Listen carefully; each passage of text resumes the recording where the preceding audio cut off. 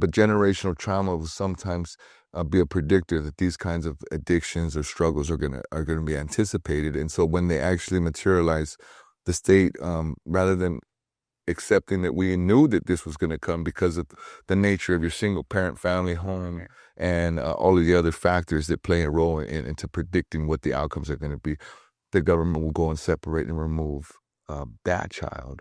And when that child is old enough to be aged out the system and has kids, they'll separate and remove that child rather than recognizing the generational pattern and the role and responsibility and the price to take care of that family.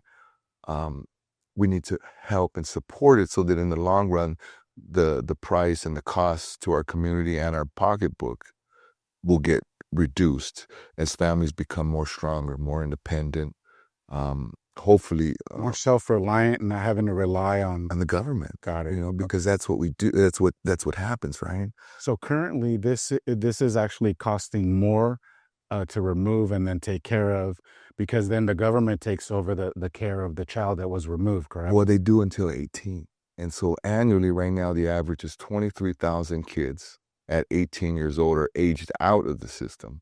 And that's a different kind of problem because you have 23,000 kids every year who are turning 18, orphans, if you will.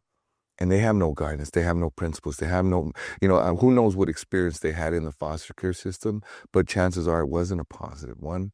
There are many different stories that come out of there, and there's some beautiful ones too. Right. And there's people that do the right thing by their kids, and they take care of kids who are in need, family members that step up to the plate. I mean, these people are angels, and they're to be commended. There's no words that can express what it is for someone to step up for a kid in a time of need, But in contrast to that, there's others that abuse children, that use them as collateral or commodities, as paychecks, as tools, as bargaining chips, if you will. And, Right. and these children suffer greatly for it. There's people in the system that allow these kinds of practices to continue.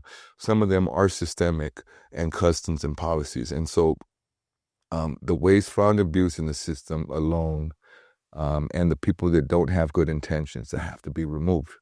They have to be taken out of that system so that the system can try to function the way it was intended, right? And it's a tough job. Yeah. It's going to be a tough job.